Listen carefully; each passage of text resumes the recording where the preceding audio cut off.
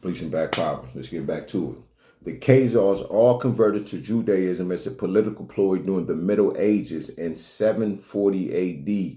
It appears they learned all they could from the real Jews and Hebrews before usurping them, selling them into slavery, or killing them and taking over in their place using their corrupted form of Judaism to hide behind while continuing the treachery right until modern times. Most of Europe's historical hate for Jews is hate for the ruthless Khazars who continue to be hated in spite of becoming Jews.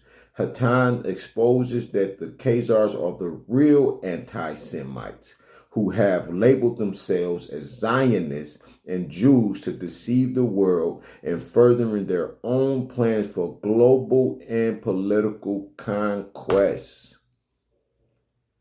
Big facts. Deuteronomy 28, chapter 28, verses 1 through 68 proves that. So you wrote yourself into existence. You wrote yourself into power through murder, mass genocide, and a few other things that you did to be in the position of power that you are in now, whether that be financial or whatever else it is, right? This is what you did to get there, okay? The modern Jews have no right to use the term anti-Semitic, since they are not Semitic or real Jews. They use this term as a tool of manipulation to shut people up when people notice and speak out against the wrongdoing of the Jews. They themselves are the real anti-Semites. Friedman writes, the word anti-Semitism is another word which should be eliminated from the English language. All right. I don't know what Kanye got going on, Whoopi Goldberg and plenty others, other than them telling what it is, man. That's it. They telling the truth. Okay. Probably ain't read this book.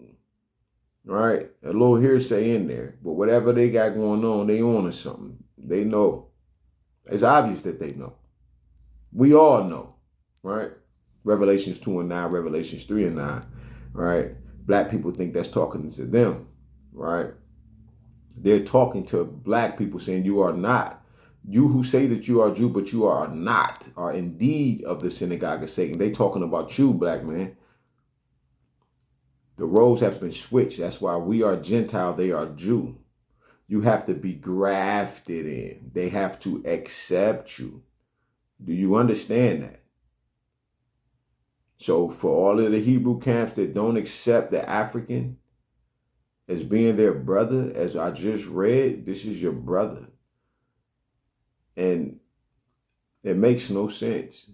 But this is the things, this is what I'm talking about when you're dealing with this God. You will murder in the name of your God, man. Because it's actually who you are and what you really want to do in the first place.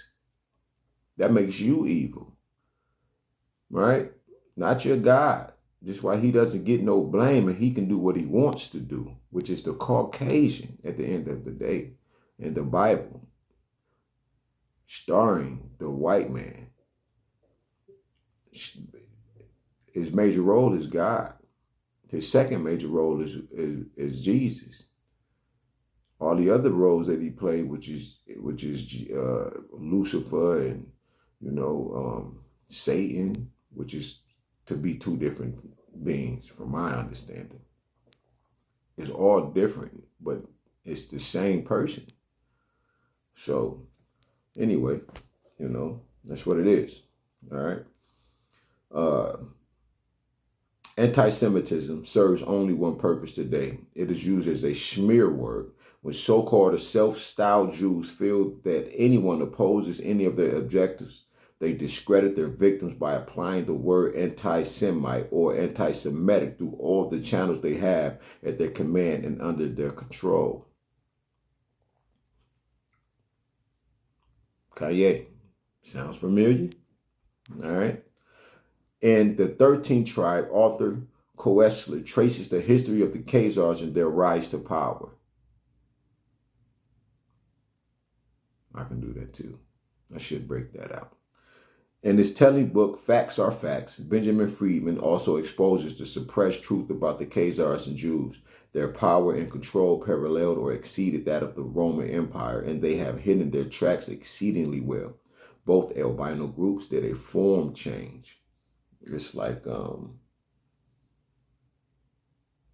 Rothschild, whenever name was Bauer, before it became Rothschild. He had changed his name when he came into the money that he had got, right? But anyway, it's another bill. Employing religion, using it as a cloak in order to survive, wrote themselves into history, man, using the Bible. This is how they got Palestine, all right? Because that is one of the blessings in Deuteronomy 28, 1 through 68. That is one of the blessings. He said, I'm going to give you a nation, a land, and it shall be of your own, right? That is them writing that shit and using the Bible. European conquest, capitalism, colonialism, genocide, murder, a few other things. All right. In order to survive, both albino groups are still the seat of vast power and control over people in the form of the so-called secret world government and the Roman Catholic Church, which that's just the church. They got their own fucking city, money, power structure. They got their own everything.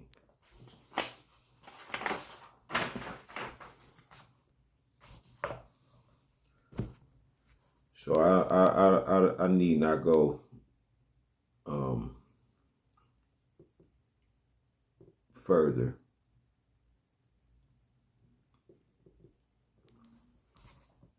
But I'm going to read this. Jews were a massive part of the African slave trade in the Americas. Records from the port of Charleston indicated that of 128 slave ships docked there one slavery season, 120 were of Jewish registry.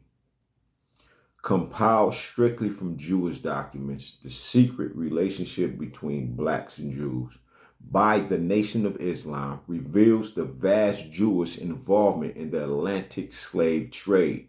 The introduction states, Jews have been conclusively linked to the greatest criminal endeavor ever undertaken against an entire race of people. And this is why Farrakhan be so pissed and so fucking angry when he's be talking about these Jews. He made a few jokes in that one, but he was pissed off. You can't be mad, you know. Is that my car? All right.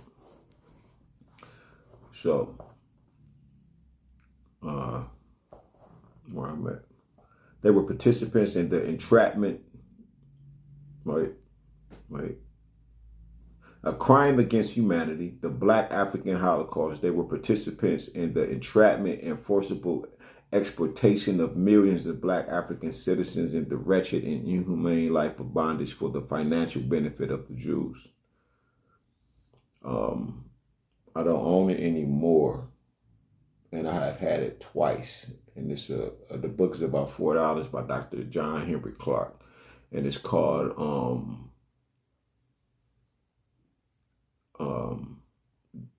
The African Holocaust and European Capitalism, and it goes deep into the Pope's involvement in the Atlantic slave trade. You know, deep within the recesses of the Jewish historical record is the irrefutable evidence that the most prominent of the Jewish pilgrim fathers used to kidnap Black Africans disproportionately more than any other ethnic or religious group in the New World history, and participated in every aspect of the international slave trade. The immense wealth of Jews, as with most of the white colonial fathers, was acquired by brutal subjugation of Black Africans. Now compiled for the first time, the Jewish sources revealed the extent of their complicity in Black slavery in the most graphic of terms.